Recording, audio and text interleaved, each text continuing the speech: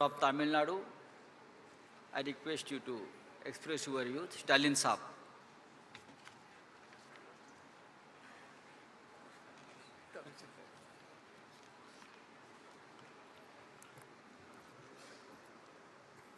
அனைவருக்கும் வணக்கம். பாட்னாவில் 19 கட்சிகளோட கூட்டணி அமைச்சு அங்கே முதல் கூட்டத்தை நடத்தணும். ஆக முதல் கூட்டத்தை பொறுத்த வரைக்கும் ஒற்றுமையாக இருந்து பாரதிய ஜனதா கட்சி ஆட்சிக்கு ஒரு முடிவு கட்ட வேண்டும் என்று முடிவு செஞ்சோம். அதை தொடர்ந்து இரண்டாவது கூட்டமாக பெங்களூரில் நடத்தினோம். அதில் இந்த கூட்டணிக்கு இந்தியா என்ற பெயரை சூட்டி அந்த பணியை தொடங்கணும். மூன்றாவதாக இந்த மும்பையில் 28 கட்சிகள் ஒன்று சேர்ந்து வலிமை மிக்க கூட்டணியாக இதை நாங்கள் நிரூபித்து காட்டியிருக்கிறோம். நடைபெற்று கொண்டிருக்கக்கூடிய பாரதிய ஜனதா கட்சி எப்படிப்பட்ட ஒரு சர்வாதிகார ஆட்சியை நடத்தி கொண்டிருக்கிறது என்பது உங்களுக்கெல்லாம் நல்லா தெரியும். அதில் இப்போ குறிப்பாக பிரதமராக இருக்க மோடி அவர்கள்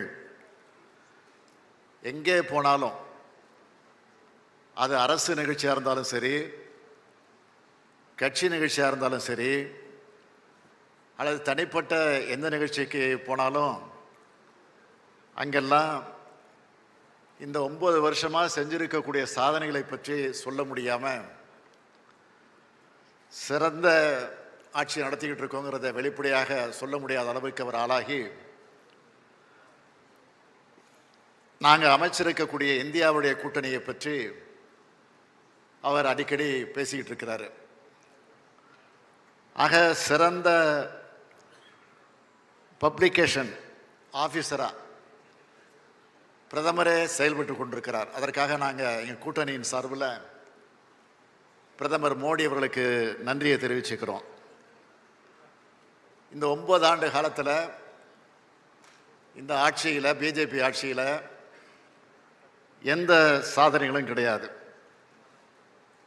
நாளுக்கு நாள் இந்த ஆட்சி அன்பாப்புலராக போயிட்டுருக்கு. ஆனால் இந்தியாவோட கூட்டணி பாப்புலராக ஆகிட்டு இருக்கு. இந்த கூட்டத்தை பொறுத்த வரைக்கும் இது ஒரு திருப்திகரமான கூட்டம் மட்டும் இல்லை, ஒரு திருப்புமுனை கூட்டமாக இந்த கூட்டம் இன்னைக்கு அமைஞ்சிருக்கு.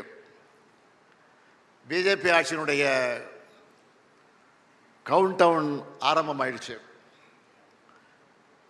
இது வரைக்கும் இந்தியாவில் காண முடியாத ஒரு சர்வாதிகார ஆட்சியை இன்னைக்கு நம்ம பார்த்துக்கிட்டு இருக்கிறோம். அண்மையில் 7 லட்சம் கோடி ரூபாய் சிஏஜி ரிப்போர்ட்டு கொடுத்துருக்கக்கூடிய விவரம்லாம் உங்களுக்கு நல்லா தெரியும். அது பற்றி இன்றைக்கு பிரதமராக இருக்கக்கூடிய மோடி அவர்கள் வாய் திறந்து பதில் சொல்ல முன்வரலை. உச்ச நீதிமன்ற தீர்ப்புக்கு மதிப்பில்லை, தேர்தல் கமிஷனுக்கும் சுதந்திரம் கிடையாது. இடி, சிபிஐ, ஐடி என அரசியல் எதிரிகளெல்லாம் அச்சுறுத்துகிற ஒரு ஏவல் அமைப்புகளாக இந்த அமைப்புகளை பிஜேபி ஆட்சி பயன்படுத்திக்கிட்டு இருக்கு. நாங்கள்லாம் இன்னைக்கு தனித்தனியாக கட்சிகளாக இருந்தாலும் நாட்டை காப்பாற்றுறதுக்கு ஒன்றா சேர்ந்துருக்கிறோம். அரசியல் லாபங்களுக்காக நாங்கள் சேர்ந்திருக்கிறோம்னு தயவு செஞ்சு யாரும் நினைக்காதீங்க. இந்தியாவினுடைய மாண்பை காப்பாற்றுவதற்காக, இந்தியாவினுடைய மதச்சார்பின்மையை காப்பாற்றுவதற்காக, இந்தியாவினுடைய சமூக நீதியை காப்பாற்றுவதற்காக நாங்கள் எல்லாம் இன்றைக்கு ஒன்று சேர்ந்திருக்கிறோம். ஒரு பெரிய போர்க்களத்தில் ஈடுபட போகிறோம். அப்படி ஈடுபடக்கூடிய அந்த போர்க்களத்திற்கு நீங்கள் எல்லாம் எங்களுக்கு பக்கபலமாக இருக்கணும், துணை நிற்க வேண்டும் என்று என்னுடைய அன்பான வேண்டுகோளை இந்த நேரத்தில் எடுத்து வச்சு இந்த கூட்டத்தில் கலந்து கொண்டு உங்கள் அனைவரையும் சந்திக்கிற வாய்ப்பை பெற்றமைக்கு மீண்டும் ஒரு முறை என்னுடைய நன்றியை தெரிவித்து விடைபெறுகிறேன். நன்றி, வணக்கம்.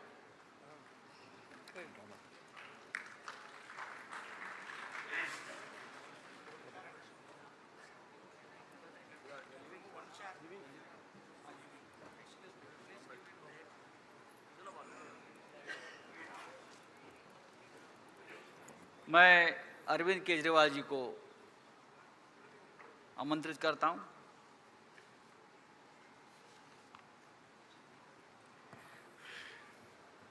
आप सब लोगों को मेरा नमस्कार। सबसे पहले मैं महाविकास अघाड़ी के ठाकरे साहब, पवार साहब और महाराष्ट्र कांग्रेस के नेताओं को बहुत बहुत बधाई और शुक्रिया अदा करना चाहता हूँ इतनी शानदार 2 दिन की मीटिंग ऑर्गेनाइज करने के लिए।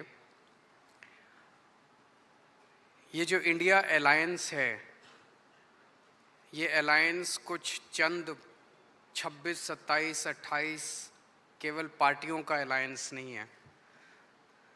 ये इंडिया अलायंस इस देश के 140 करोड़ लोगों का अलायंस है और ये लोग एक साथ आए हैं। देश के लोग इकट्ठे हो रहे हैं और बहुत बड़ी संख्या में लोग इकट्ठे हो रहे हैं और देश के लोग इकट्ठे हो रहे हैं 21वीं सदी के भारत का निर्माण करने के लिए। आज हमें बहुत दुख होता है कि आज हमारे देश के अंदर जो सरकार है, मोदी सरकार, मुझे लगता है कि आज़ाद भारत की सबसे भ्रष्ट सरकार और सबसे अहंकारी सरकार है। एक भारतीय होने के नाते मुझे बेहद दुख होता है। पिछले 3-4 दिन से हम पढ़ रहे हैं कि विदेशों के अखबारों के फ्रंट पेज के ऊपर खबरें छप रही हैं कि हमारी भारत सरकार एक आदमी के लिए काम कर रही है। वो एक आदमी भारत से पैसे निकाल के बाहर विदेश में ले जा रहा है और भारत सरकार, मोदी सरकार, देश के प्रधानमंत्री उनकी मदद कर रहे हैं। बहुत दुख होता है एक भारतीय होने के नाते। विदेशों में तो खबरें छपनी चाहिए कि भारत में ये अच्छा हो गया, भारत में वो, तब देश का नाम आगे बढ़ेगा। देश का नाम ऐसे थोड़ी आगे बढ़ेगा कि पूरी भारत सरकार एक आदमी के काम करने के लिए लगी हुई है। आज हमारे भारत का युवा रोज़गार ढूंढ रहा है, पढ़ लिख के BA करके, BCom करके, BSc करके रोज़गार ढूंढ रहा है। उसके पास रोज़गार नहीं है और वो जब सरकार के पास जाता है तो पता चलता है कि सारी सरकार एक ही आदमी के लिए काम कर रही है। सारी सरकार भ्रष्टाचार में डूबी हुई है। आज हमारे लोगों के घर का खर्चा नहीं चल रहा, लोगों के आमदनी नहीं है, आमदनी उतनी है, खर्चे बढ़ते जा रहे हैं। सरकार के पास जाते हैं, पूरी सरकार एक ही आदमी के लिए काम करने में लगी हुई है। इससे ज़्यादा अहंकारी सरकार आज तक कभी नहीं हुई और ये लोग अपने आप को भगवान से भी बड़ा समझने लग गए हैं और जब कोई आदमी अपने आप को भगवान से बड़ा समझने लगता है तो फिर उसका पतन भी जल्दी होता है। मुझे बेहद खुशी है कि इंडिया अलायंस में सब लोग आपस में जुड़ रहे हैं। एक चीज़ मैं देख रहा हूँ, बहुत बड़ी बड़ी ताकतें, अब सबको लगने लगा है कि ये इंडिया अलायंस मोदी सरकार के आने वाले समय में मोदी सरकार के पतन का कारण बनने वाला है। तो बहुत बड़ी बड़ी ताकतें इस इंडिया अलायंस को तोड़ने में लगेंगी, बहुत बड़ी बड़ी ताकतें। पिछले कुछ दिनों से मैं देख रहा हूँ जबरदस्ती क्या दिखाया जाएगा, इसकी उसके से लड़ाई हो गई, उसकी उससे लड़ाई हो गई, जबरदस्ती दिखाने की कोशिश की जाएगी, जबरदस्ती दिखाने की कोशिश की जाए। मैं पिछली 3 मीटिंग अटेंड कर चुका। मैं आपको पूरी जिम्मेदारी के साथ कह सकता हूँ, जितनी अच्छे से और जितने प्यार और मोहब्बत से सारी मीटिंग्स हुई हैं, किसी के साथ लड़ाई नहीं है। और यहाँ पे जितने लोग बैठे हैं कोई पद के लिए नहीं आया, सब 140 करोड़ लोगों के इस भारत देश को बचाने के लिए आए हैं, इसको तरक्की के रास्ते पे ले जाने के लिए आए हैं। कोई यहाँ पे पद के लिए नहीं आया है। मुझे बेहद खुशी है। 2 दिन की हमारी मीटिंग बहुत अच्छी रही और सबने आगे बढ़ के आज मीटिंग में जिम्मेदारियां ली हैं। किसी ने सीट शेयरिंग करवाने की जिम्मेदारी ली है, किसी ने मीडिया की जिम्मेदारी ली है, किसी ने सोशल मीडिया की जिम्मेदारी ली है, किसी ने कैंपेन डिज़ाइन करने की जिम्मेदारी ली है। मुझे पूरी उम्मीद है कि आने वाले समय के अंदर पूरा भारत इकट्ठा होगा और इस अहंकारी, भ्रष्टाचारी, तानाशाही सरकार का पतन का कारण बनेगा। बहुत बहुत शुक्रिया। भारत इकट्ठा हो रहा है, हो जाएगा। मैं अब आमंत्रित करता हूं हमारे प्रिय आदरणीय नेता लालू यादव जी।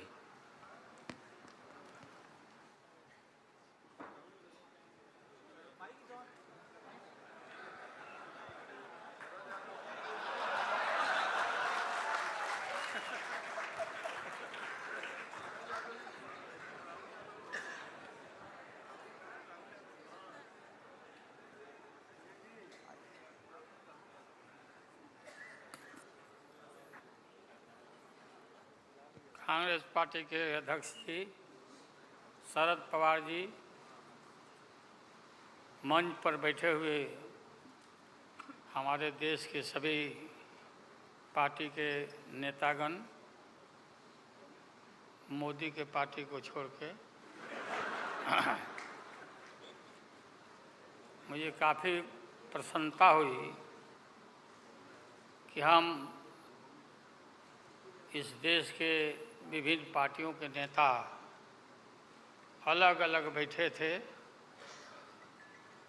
और नरेंद्र मोदी ससर रहे थे आगे। हम एक नहीं थे, एक मंच पर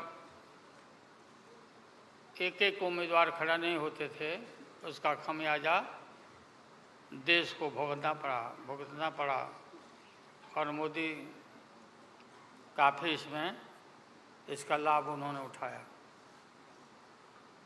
हम शुरू से ही यह लड़ाई लड़ते रहे हैं कि भाजपा हटाओ देश बचाओ। भा मने भाजपा, ज मने जलाओ और पा मने पार्टी बोलते रहते थे। ये बात सही हो रहा, सही निकल रहा। इस देश में माइनॉरिटी सुरक्षित नहीं है। क्या क्या हुआ आपको मालूम होगा इस देश में, क्या हो रहा है कि आज हमारे अल्पसंख्यक भाई सुरक्षित नहीं है, महसूस नहीं कर रहे हैं। अच्छा, देश में गरीबी बढ़ रही है, महंगाई बढ़ रही है। 60 रुपया किलो भिंडी हो गया, भिंडी।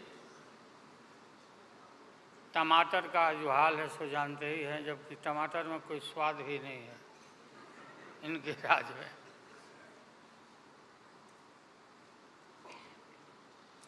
लगातार लड़ाई लड़ते लड़ते हम लोग आज इस मुकाम पर आए हैं कि अब हम सब पटना, बंगलोर और महाराष्ट्र, यहाँ मुंबई में ये मीटिंग के बाद अब एक निष्कर्ष पर हम लोग पहुँचे हैं और एक स्वरूप बना है, संगठन बना है, जो पढ़ के आप लोग को सुनाया गया। आप सबको याद होगा कि कितना झूठ बोल करके, कितना अफवाह फैला करके इस सत्ता में लोग आए थे। मेरा भी नाम उस समय और देश के नेताओं का नाम, इन लोगों ने यह प्रचारित किया था कि इन लोगों का पैसा स्विस बैंक में जमा है, स्विस बैंक में। और मोदी जी बोले कि हम आएंगे और स्विस बैंक का पैसा ला करके हम देश के तमाम लोगों को, हर के को खाता खुलवाया कि 5-5 लाख रुपया जमा करेंगे, 15-15 लाख रुपया। हम भी झांसा में आ गए और हमने भी अपना खाता खुलवाया। मेरे 7 बेटियां, 2 बेटा और पति पत्नी दोनों मिला के 11 हो जाते हैं। देखा कि भाई 15 से गुना कर दीजिए, पैसा काफ़ी मिल जाएगा। हमने तो पशुपालन में कोई बेईमानी शैतानी भ्रष्टाचार नहीं किया जो भ्रष्टाचार नरेंद्र मोदी कर रहे हैं, करा रहे हैं। सारे देश भर के लोग खाता खुलवा दिया, सब गरीब गुरबा आदमी प्रचारित करवाया इन लोगों ने। और मिला क्या, सो देश के लोगों को मालूम होगा, आप लोगों को भी मालूम होगा, आप लोग में से भी खुलवाए होंगे आप लोग पर, प्रेस के लोग भी, कि हो सकता है भाई मिल जाए, पैसा है देश का तो मिल जाए, वापस आ जाए। एक पैसा नहीं, सब इन्हीं लोग का पैसा था। अभी काफ़ी जय जयकार हो रहा, होना चाहिए, वैज्ञानिकों का होना चाहिए। चंद्रयान पर लोग गए, सब घूमे फिरे लोग, हमारे वैज्ञानिक, देश का नाम ऊंचा हुआ। अब हमने सुना है कि मोदी जी अब ये सोच रहे हैं, और इसीलिए पहले ही लोकसभा का मीटिंग भी सुना है, बुला दिया है। हमने ये सुना, किसी जिम्मेवार आदमी ने कहा कि भाई हम लोग तो अब इतना देश के वैज्ञानिक आगे देश को ऊंचा कर दिए, दुनिया में नाम हो गया। हम अपील कर रहे हैं इसरो के वैज्ञानिकों से, अपने देश के वैज्ञानिकों से, कि भाई मोदी जी को पीछे नहीं रहना चाहिए। इनको चंद्रलोक से की बात छोड़ो, अब सूर्यलोक पर इनको पहुंचाओ। नरेंद्र मोदी पहुंच तो जाओ, हाँ, दुनिया भर में नाम हो जाएगा मोदी जी का। अमेरिका सब देश कहाँ पीछे छिटा जाएगा। राहुल गांधी जी घूमते रहते हैं अमेरिका में, कई देश में ये घूमे, इनको अवसर मिला है। तो ये भी देख लेगा कि भाई मोदी जी सचमुच में देश का नाम करने के लिए अब ये चल पड़े हैं आगे। दशहरा के बाद इसकी तैयारी कर लें, हमारी शुभकामना है कि चले जाएं। इतनी गरीबी है, गुरबा लोग हैं, बेकारी है,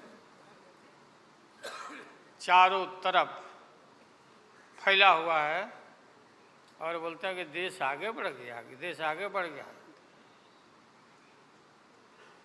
देश के नेताओं को कोई भी ऐसा नेता नहीं छूटा है जिसको ईडी में, सीबीआई में ये ना फंसाए हों, सबको फंसा के। ये हम देखते थे पहले के ज़माना में, सुनते थे कि जो बड़े लोग होते थे, सामंती लोग होते थे, वो गरीबों को और मिडिल क्लास के लोगों को मुकदमा में फंसा के और शासन करते थे। वही इनकी आदत हो गई है, और हम लोग डरने वाले नहीं हैं। हमने अपना किडनी ट्रांसप्लांट कराया है, कोई शौक से नहीं कराया है, डॉक्टरों ने कहा कि करा लो भाई। हमारी बेटी सिंगापुर में रहती है, उसने अपना एक किडनी दान दे दिया, जीवन दान दिया हमारी बेटी। और वहाँ इतना हम अपना शरीर का ऑपरेशन कराए हुए हैं, कोई ठिकाना नहीं। और पहले इस रोग के अलावा एशियन हार्ट इंस्टीट्यूट, डॉक्टर पंडा है यहाँ, नामी ग्रामी सर्जन हैं, 5-6 हमारा ऑपरेशन हो चुका है। लेकिन आप सबका आशीर्वाद और कृपा है कि हम जीवित हैं, और हम आगे भी, हम काफ़ी, मेरा हौसला मजबूत है कि हम रहेंगे, और मोदी जी को हटा के ही हम दम लेंगे हम लोग। इसलिए हम लोगों ने संकल्प लिया है, बिल्कुल। और सुन ले मोदी जी, अब आप समझ लेना कि पहले से मैं आपसे लड़ते आ रहा हूँ, गुजरात के युद्ध के, लड़ाई राइट के समय से, आपके और आपके गुरु, कौन अध्यक्ष है वो? हाँ? नहीं, उनके पार्टी के अध्यक्ष जी हैं, अडवाणी जी को तो गिरफ्तार किया था, वो नहीं भाई।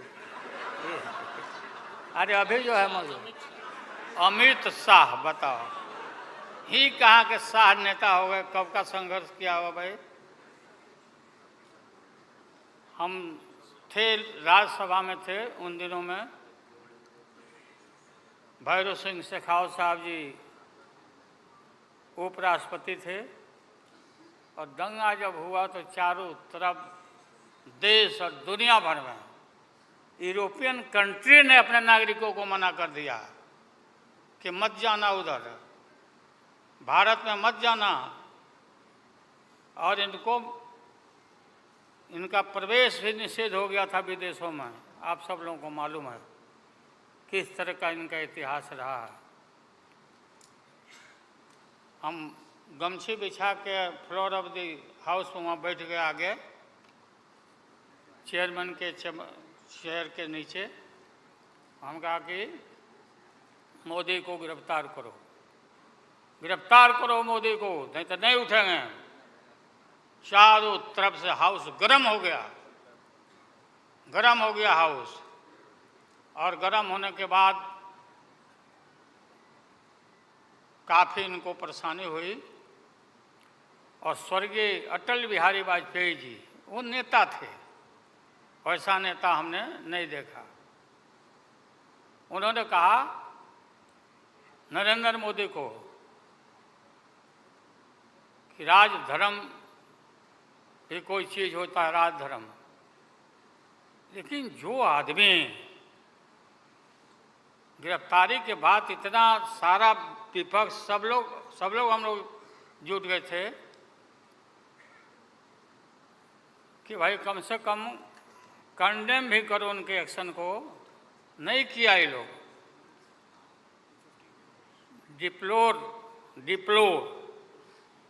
डिप्लोर मतलब किया कि वो भी नहीं, अंदर से नहीं निकला इन लोगों को कि हम निंदा करें, इतने बड़े नरसंहार हुआ था, क्या क्या हुआ उसको दोहराने की ज़रूरत नहीं है। हम सब लोग ज़्यादा भाषण नहीं, भाषण का तो मेरा, हमारी दीदी भी यहाँ बैठी हुई है, ममता दी निकल गई। अच्छा चलिए, तो सारे जो उस समय लोग थे हमारे साथी, बालू जी भी निकल गए। हाँ हाँ हाँ गए, प्लेन है तो हम भी, मेरा भी प्लेन अभी निकल गया। हम क्यों पीछे रहे, हम भी निकल जाते हैं। फ्लाइट का टाइम आ गया। तो आप सभी पत्रकार भाइयों को मैं प्रणाम करता हूँ, सलाम करता हूँ, आदाब करता हूँ। हम सब एक हैं और एक होकर के हम लोग इस लड़ाई को लड़ रहे हैं। और राहुल गांधी जी को भी हम काफ़ी मजबूती के साथ विश्वास हम लोग दिलाते हैं कि हम सब एकजुट हो करके सभी लोगों को एकोमोडेट करके आगे सीट शेयरिंग अब शुरू होगा, सीट शेयरिंग। और सीट शेयरिंग में हम लोग सब लोग सफल होंगे, कोई दिक्कत कठिनाई नहीं होगी, कहीं कोई हर्डल नहीं होगा। अपना कुछ नुकसान करके भी हम लोग इंडिया को, ये संघ है, हम लोग जिताएंगे और मोदी को हटाएंगे और देश को बचाएंगे। सभी लोगों को नमस्कार, जिंदाबाद, सब प्रणाम है। क्या चलो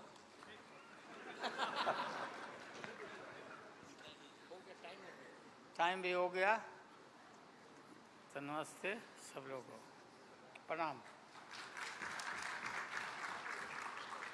पवार साहब के लिए भी हम लोग की शुभकामना है। आप पुराने नेता हैं, डटे रहिएगा, अपना पार्टी को मजबूत रखिए, हम लोग आपके साथ हैं। अब मैं सीताराम येचुरी जी को आमंत्रित करता हूं, अपनी बात रखें।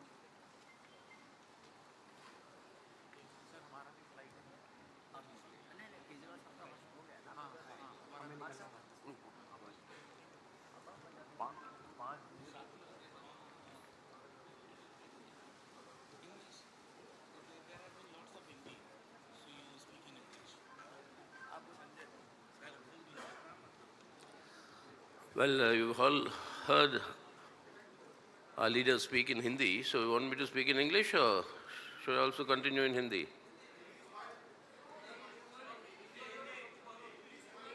Telugu, my mother tongue. Huh? Well, you've heard the basic decisions here. India, this alliance is met, it is expanded. There are two more parties that have joined, and we think that more will join.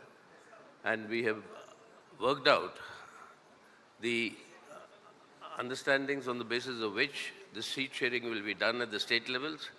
State level seat sharing, all the discussions will take place at the state level. अच्छा बताइए Lalu ji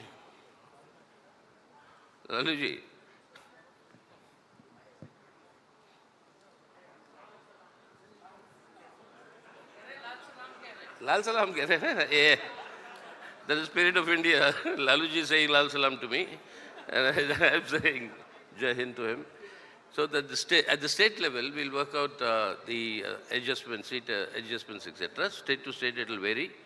But the general overall understanding is very clear. We are all united here in order to save the character of the Indian Republic, which is the secular democratic republic, to save its constitution, to save democracy, and particularly to uphold the guarantees that have been given by the Indian Constitution to all our citizens, irrespective of, I quote, caste, creed, or sex.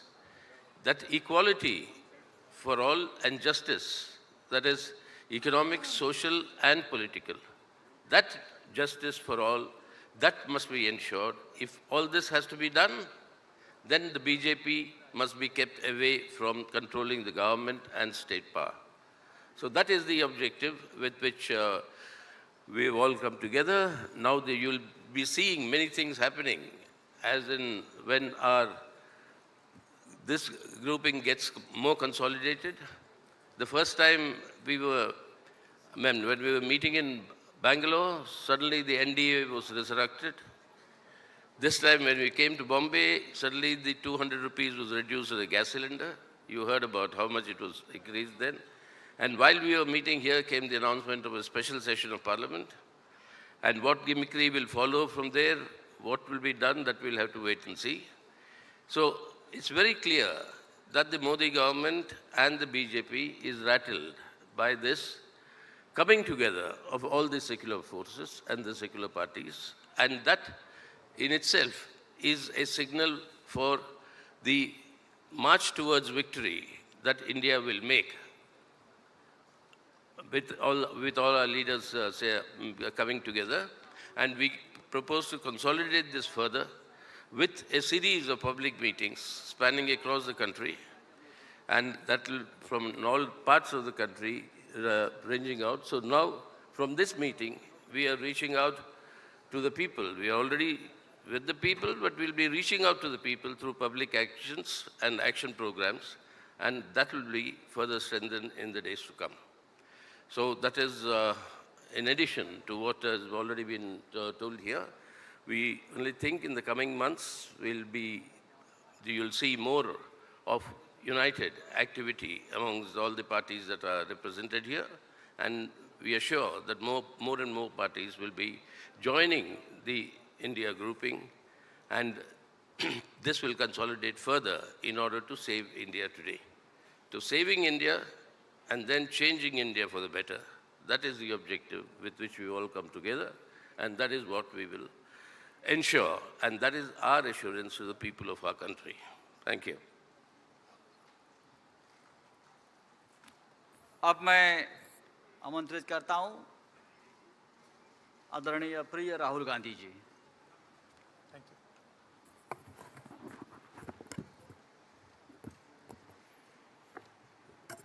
I'd like to thank Thakre ji, Sharad Pawar ji, Congress Party of Maharashtra, our leaders, for organizing a fantastic session of the India Alliance.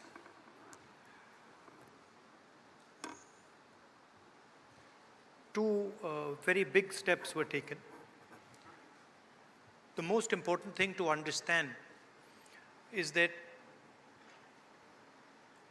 this stage represents 60% of the Indian population. If the parties on this stage unite, it is impossible for the BJP to win an election. So the task in front of us is to come together in the most efficient way possible. And two big steps have been taken in that regard. The first step is a coordination committee and committees under that committee. And the second step is a decision that we will expedite all seat sharing discussions and decisions and make them happen as soon as possible. These are two very, very powerful steps in ensuring that the India alliance defeats the BJP. The election is very, very clear. I did a press conference yesterday, and the nexus between the Prime Minister and a particular businessman is there for every single person to see. I mentioned yesterday in my press conference that the G20 is taking place, and it is very important for India's credibility, our nation's credibility, that the Prime Minister makes his position very clear and begins an inquiry on what has happened with regards to Mr. Adani. The Prime Minister and the BJP are a nexus of corruption. And that is the first thing that the India alliance is going to demonstrate and prove. The idea behind Prime Minister Modi's government is to extract money from the poor people of this country and transfer it to a limited few. And so we are going to propose a clear path, development path. We are going to put together a clear set of ideas that will once again involve the poor people, the farmers, the kisans, the workers in the progress of this country. I'd like to once again thank all the senior leaders, and I'm confident that the India alliance will defeat the BJP. The final thing I'd like to say, of course, there are leaders who are much more senior than me, but the real work in this alliance is the relationships that are forged between the leaders of this alliance. And I can say with confidence that these two meetings have done a huge amount in building the rapport between all the leaders and ensuring that all of us work together as one. I can see that there is flexibility among all the leaders in the way we are approaching things. There are differences, of course, but I am extremely impressed by the way those differences are minimized and ironed out. Thank you very much. Of course, I don't want to comment much about the press, but I think Laluji said it best. You're also in some ways restricted and chained, and India Alliance is working to free you from your chains. Thank you. Sorry, I forgot one thing. I forgot one thing, which is probably the most important thing. I spent a week in Ladakh. I went to Pangong Lake, right in front of where the Chinese are. And I had detailed discussions, probably the most detailed discussions that any politician outside Ladakh has had with the people of Ladakh. And specifically, the shepherds of Pangong Lake, the leaders of Pangong Lake, and the common people who live around Pangong Lake. And they categorically told me that the Chinese have taken Indian land, they categorically told me that the Prime Minister is lying about the fact that the Chinese have not taken Indian land. And every single person in Ladakh knows that the people of India and the people of Ladakh have been betrayed by the government of India. There is clearly an accommodation that has happened between the government and the Chinese. There is clearly a change on the borders. Our shepherds themselves told us that they are not being allowed into the areas where they were allowed. So this is known to everybody. Unfortunately, our press doesn't raise these issues, but these are issues of national importance, of national security, and it is shameful, extremely shameful, what has happened in Ladakh. Thank you.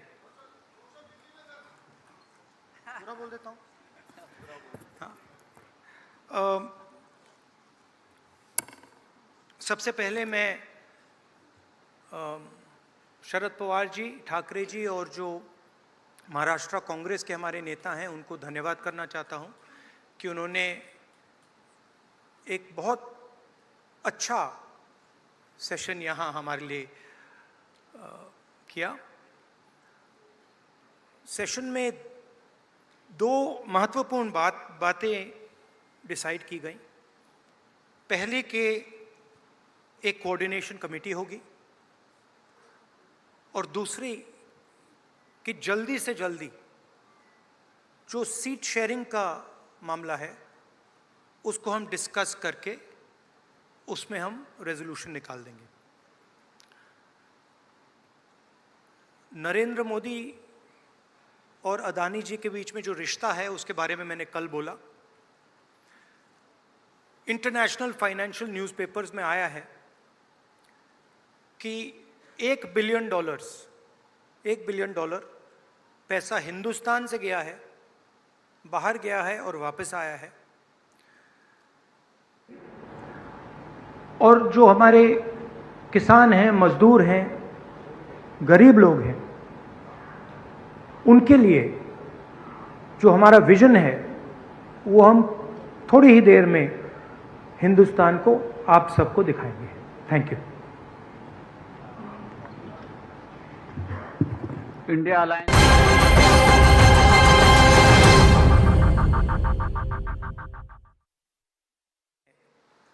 वो हिंदुस्तान के 60% लोगों को represent करती हैं और अगर हम एक साथ मिल के चुनाव लड़ेंगे तो बीजेपी चुनाव जीत ही नहीं सकती है।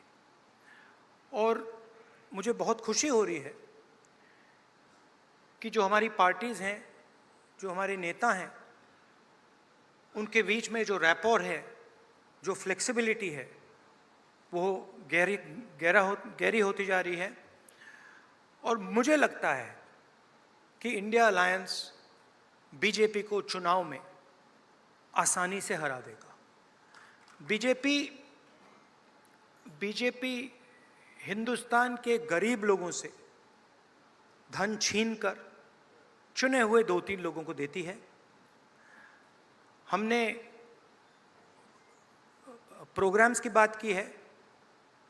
एक हम कमेटी बना रहे हैं जो पॉलिसीज़ के बारे में डिस्कशन करेगी और जो हमारे किसान हैं, मजदूर हैं, गरीब लोग हैं, उनके लिए जो हमारा विजन है वो हम थोड़ी ही देर में हिंदुस्तान को आप सबको दिखाएंगे।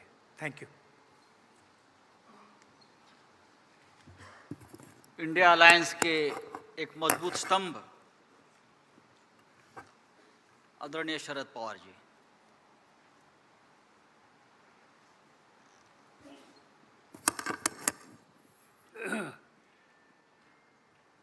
सम्माननीय वैश्विक और साथियों, कल से हम देश के 28 पॉलिटिकल पार्टीज के नेता कि जिनकी उपस्थिति 68 के आसपास थी, यहाँ बैठे और कई दिनों से हमारे सबके मन में देश के सामने कोई गंभीर समस्या है, इस पर बहस करके आगे की नीति तय करने का काम ये 2 दिन के सेशन में हम लोगों ने किया। मैं शुरू में सभी पॉलिटिकल पार्टी जो बाहर से यहाँ आए, इनके यहाँ जब प्रबंध व्यवस्था करने की जिम्मेदारी उद्धव ठाकरे जी के नेतृत्व वाली शिवसेना हो, कांग्रेस पार्टी हो, राष्ट्रवादी कांग्रेस पार्टी हो, सभी साथियों ने अच्छी तरह से की और इसीलिए इन सभी नेता लोगों को मैं धन्यवाद देता हूँ कि जिसकी शुरुआत हमने बिहार में की थी, कर्नाटक में की थी, इस 38वां दफा महाराष्ट्र में हुआ और आगे की लाइन हमारी तय होने में इससे बहुत मदद हो गई। और देश में अलग अलग राज्यों में अलग अलग स्थिति है, लोगों की समस्या बहुत है, चाहे किसान की समस्या हो, खेडूत की समस्या हो, मजदूरों की समस्या हो या नौजवान साथियों की समस्या हो। आज जिन लोगों ने एक भरोसे से देश की कारोबार चलाने की जिम्मेदारी भारतीय जनता पार्टी इन लोगों के साथियों के हाथ में दी, आज वही लोगों में एक तरह से नाराजगी की भावना थी जगह जगह पर देखने के लिए मिलती है। उनकी सच्ची समस्या है, मगर हुकूमत हाथ में आने के बाद जिन लोगों के एक ज़माने में ज़मीन पर फैज थे, आज जो अधिकार हाथ में मिला, इसका नतीजा, इसका परिणाम इन नेतृत्व करने वाले लोगों के काम करने के निर्णय में हो गया। आज हम लोग देखते हैं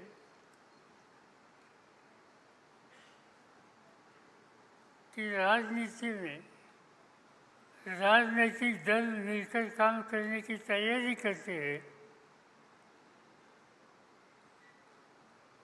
तो उनका काम हो, उनकी नीति हो, इस बारे में कुछ आशंका हो सकती है, मगर खाली यहाँ मीटिंग करने की बात तय हो गई तो इस पर भी भारतीय जनता पार्टी के लोगों ने क्रिटिसिज्म किया।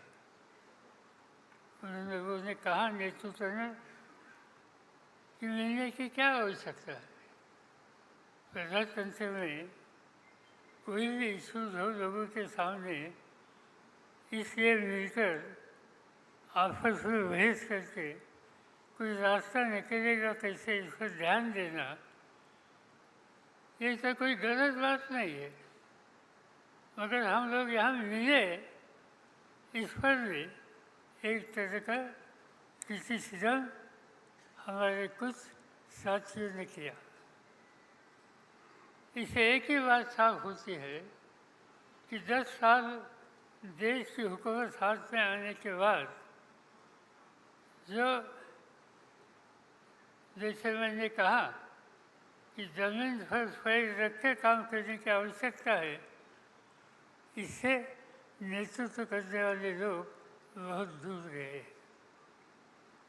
कभी कभी अपोजिशन के लोग जब बैठते हैं तो उनके बारे में देश के भारतीय जनता पार्टी के वरिष्ठ नेता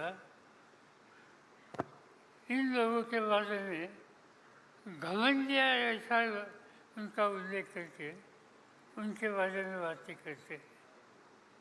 इससे एक ही बात साफ होती है कि घमंडिया कौन है कि जिन्हें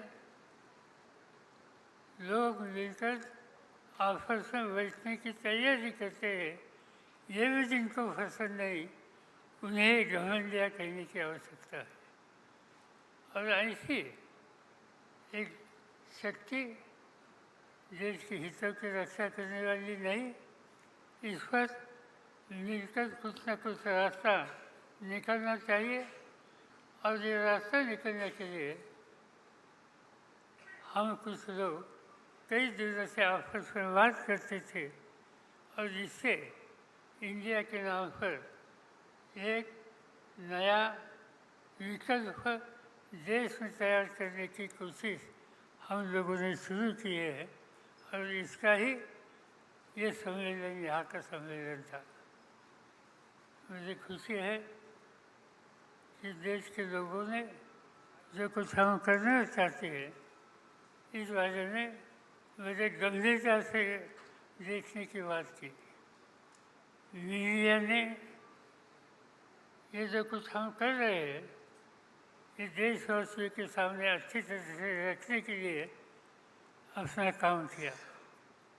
मैं इतना ही आपको वायदा करता हूँ, हम रुकेंगे नहीं, हम गलत रास्ते पर जाएंगे नहीं। गलत रास्ते पर जो आ रहे हैं उनको ठीक रास्ते पर लाने के लिए और ठीक रास्ते पर आते नहीं तो उन्हें दूर करने के लिए जो कोई करने की आवश्यकता है वो हम कंधे को कंधे मिलाकर मिलकर हम करेंगे।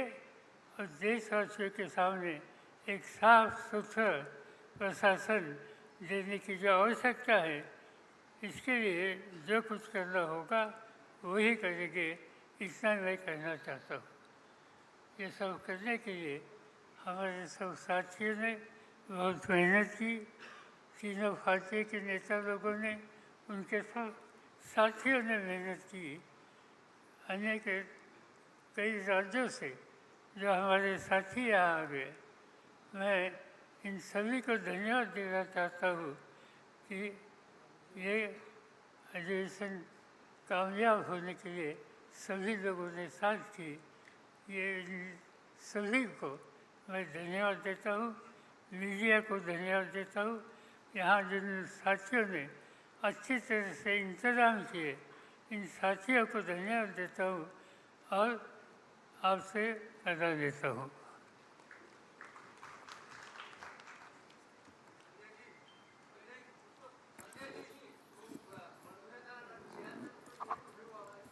Have no question answer. Thank you very much.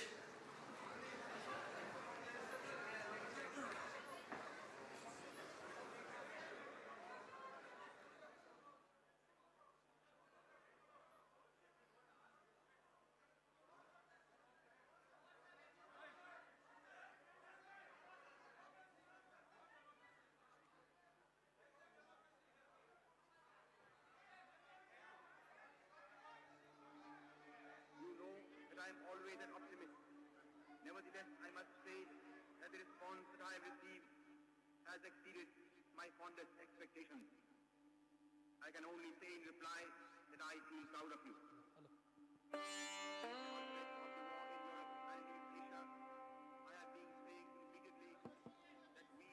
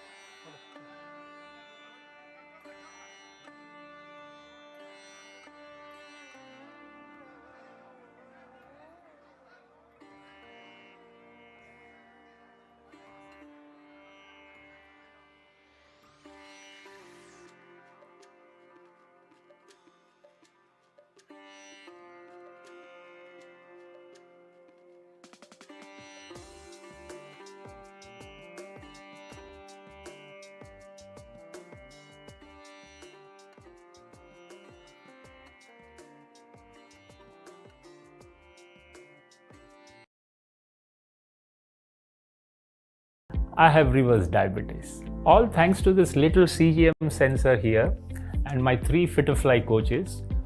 Over 14 days, it measured my blood sugar every 15 minutes. This data, when mapped to what I ate, gave my coach amazing insights what exactly works or doesn't work for me. Everyone keeps saying, don't eat this, don't eat that. The first time I could reply to those people, thank you, but I know what's good and bad for me. Thanks Fit-to-Fly for not only reversing my diabetes, but also reversing my body clock.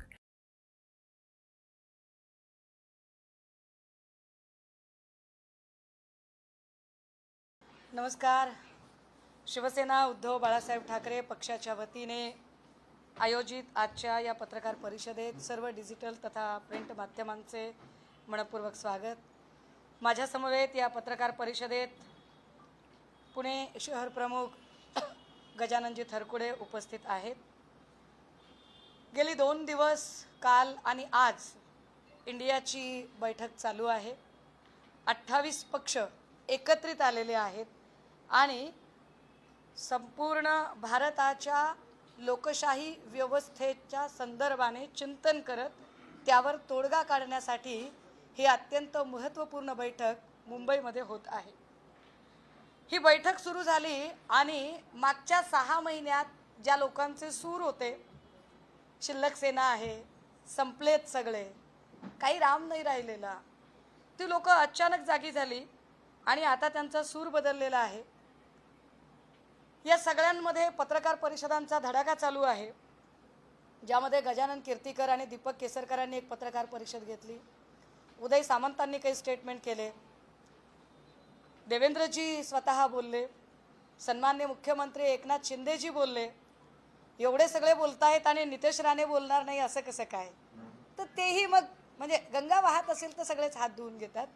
परंतु या सगळ्यातनं आम्हाला काही गोष्टी ज्या स्पष्ट झाल्या त्या अशा की सन्माननीय पक्षप्रमुखांवर म्हणजे 28 पक्षांमध्ये टार्गेट कोण आहे सगळ्यात, तर सध्या भाजप, शिंदे गट किंवा एकूण सगळे यांच्या टार्गेटवर कोण आहे तर ते सन्माननीय उद्धव बाळासाहेब ठाकरे. आणि आम्हाला याचा आनंद आहे, प्रचंड आनंद आहे. आम्ही खरं तर एन्जॉय करतो या सगळ्या गोष्टी की ये डर होना चाहिए. ज्या पद्धतीने ते उद्धव साहेबांना टार्गेट करत आहेत, यावरूनच शिल्लक असलेले इमानदार लोक काय मिरॅकल करू शकतात याचा अंदाज केंद्रात आणि राज्यात टीम भाजपाला चांगलाच आलेला आहे. ही इंडियाची बैठक का आणि कशासाठी याचं अनेक वेळा बोलून झालेलं आहे. Of the India Alliance.